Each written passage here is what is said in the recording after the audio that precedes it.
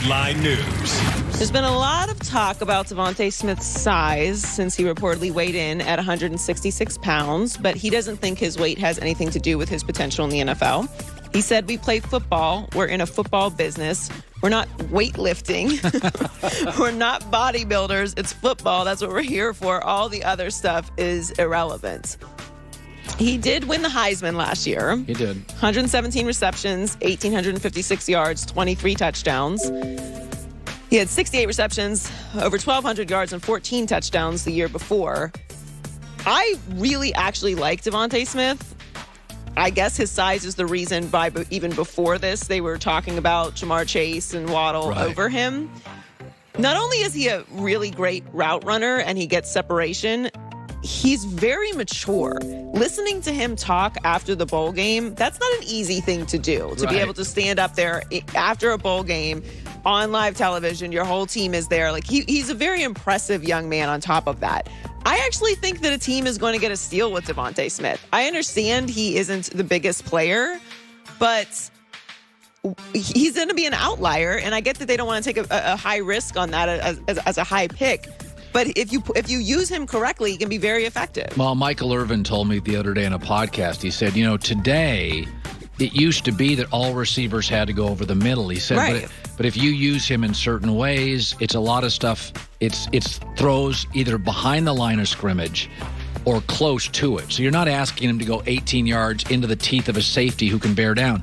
Michael said the league's different now. You don't take the beating at wide receiver. If you use him right, if you have another receiver and you can use him on underneath stuff and bubble screens and this stuff, he's so explosive, he'll be very productive. But Michael's take was, in my era, size was huge because Michael told me the story. Troy Aikman used to just say to him, he called it a bang route. It was called a bang 8. He'd say, in the huddle, he'd say, "Michael, it's a bang 8. Go up and get that ball." And Michael said, that meant you're going to get smoked.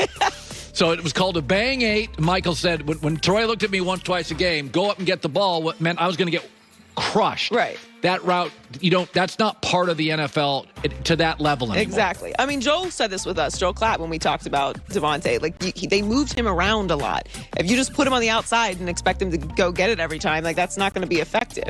I get teams not wanting to use a high pick on him because he does feel like an outlier, but I think he's going to be very valuable wherever he ends up.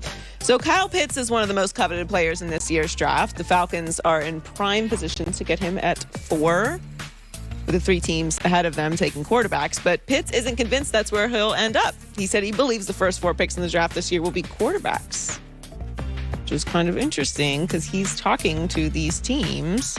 Now, that's just his opinion, obviously, and maybe the Falcons are telling him kind of we're definitely going to take you, maybe, but just don't say that. Well, I was thinking this morning, we all kind of feel like we know the top 3 picks, despite the Adam Schefter report that the Niners are going either way. I think they've decided on Mac Jones. They're covering their butt a little, but who knows? Right. But I think most people have actually moved off of Atlanta taking a quarterback. I mean, almost every mock draft I look at now, even the well-connected people, is Kyle Pitts at 4. But we were talking about this in the team meeting this morning, that what if Atlanta just goes and goes out and gets Trey Lance? Man, it changes because I'm Cincinnati. I'm like, I already have T. Higgins. Now I'm going to give Joe Burrow. Joe Burrow, his career could be elevated by one moment tomorrow. If if Atlanta goes quarterback, you have first of all, for young quarterbacks, tight ends are hugely important. Yeah. And go look at the Super Bowls last 6-7 years. Tight ends and productive tight ends are a huge component in the last 7-8 year Super Bowls. Can you imagine Joe Burrow? And by the way, Joe Burrow loves Jamar Chase.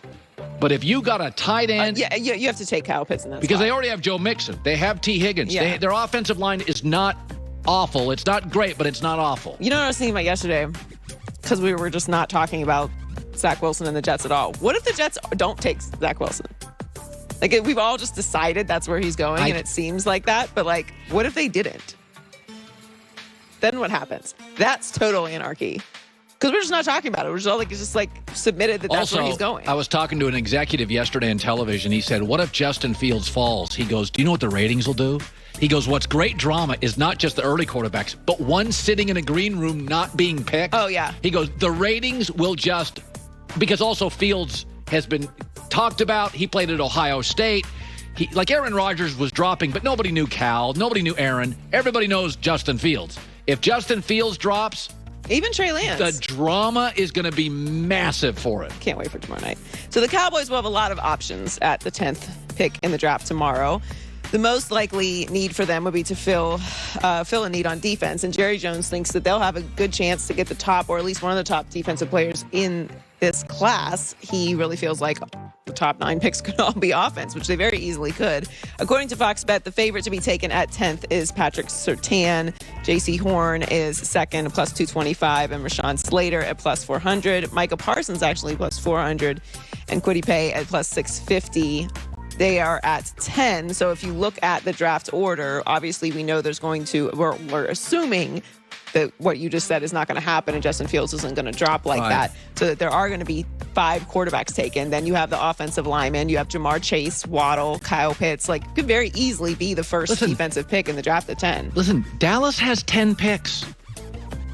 And just Dan Quinn's an upgrade defensive coordinator. If they went 8 to 9 picks like Carolina and just go all defense, Dallas could transform a side of the football.